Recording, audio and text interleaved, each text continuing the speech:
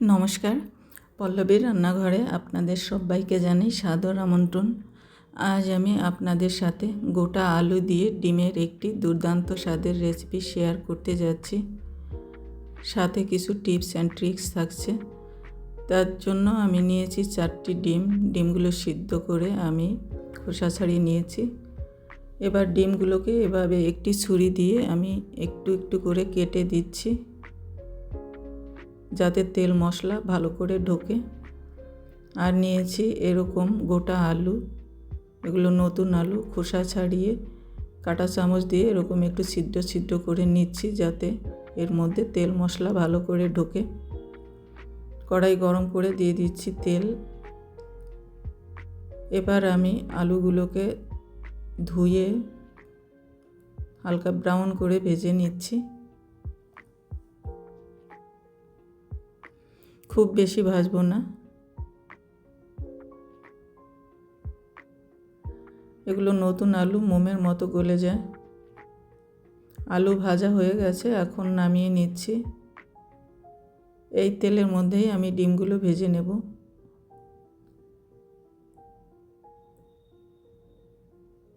Medium to low ফ্লেমে আমি ডিমগুলোকেও হালকা ব্রাউন করে ভেজে নিলাম। ডিমগুলো ভাজা হয়ে গেছে, এখন নামিয়ে নিচ্ছি। এই তেলের মধ্যেই আমি তেজপাতা ফোড়ন দিয়ে দিলাম, দারচিনি, এলাচ দিয়ে দিচ্ছি, আর দিয়ে দেব গোটা জিরে। হালকা ব্রাউন করে ভাজা হয়ে যাওয়ার পরে আমি পেঁয়াজ কুচি দিয়ে দিচ্ছি। মিডিয়াম সাইজের 2টো পেঁয়াজ আমি কুচি করে নিয়েছিলাম। এগুলো হালকা ব্রাউন করে আমি ভেজে নিলাম। এবার এর মধ্যে দিয়ে দিচ্ছি জিরে, আদা, রসুনের পেস্ট। মশলা ভালো করে কষিয়ে নিতে হবে। মিডিয়াম টু লো ফ্লেমে মশলা কষিয়ে নিচ্ছি। একটু ভেজে নিলাম যাতে আদা রসুনের কাঁচা গন্ধ না থাকে। দিয়ে দিচ্ছি লবণ। লবণের পরিমাণ এখন একটু কম দিচ্ছি, লাগলে পরে দেব। হলুদ দিয়ে দিলাম। দিয়ে দিচ্ছি কাশ্মীরি লঙ্কার গুঁড়ো কালারিংয়ের জন্য। কারিটি আমি কাঁচা লঙ্কা দিয়েই করব।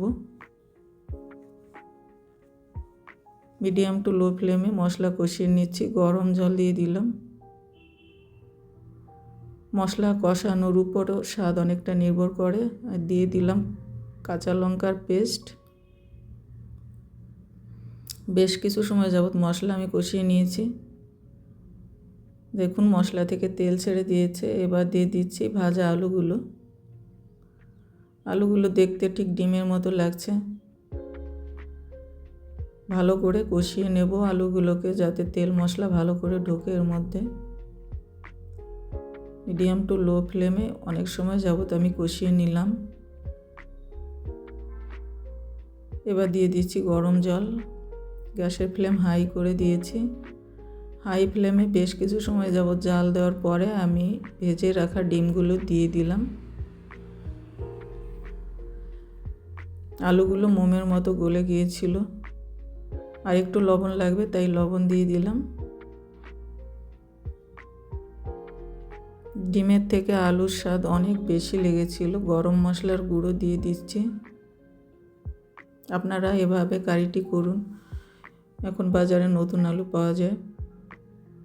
খেতে দুর্দান্ত স্বাদের হয়েছিল। এখন একদম মিডিয়াম টু লো ফ্লেমে কিছু সময় জাল দিয়ে আমি নামিয়ে নেব। এটি একটু কষা কষা করব। আলুগুলো গলে গেছে। কারি আমার তৈরি হয়ে গেছে। এখন নামিয়ে নিচ্ছি। রেসিপিটি ভালো লাগলে লাইক, কমেন্ট এবং শেয়ার করবেন প্লিজ। চ্যানেলটি সাবস্ক্রাইব না করলে সাবস্ক্রাইব করবেন। এটি গরম ভাতের সাথে পরিবেশন করবেন। আজ এ পর্যন্ত। আবার দেখা হবে নতুন কোনো রেসিপির সাথে। আপনাদের সবাইকে ধন্যবাদ।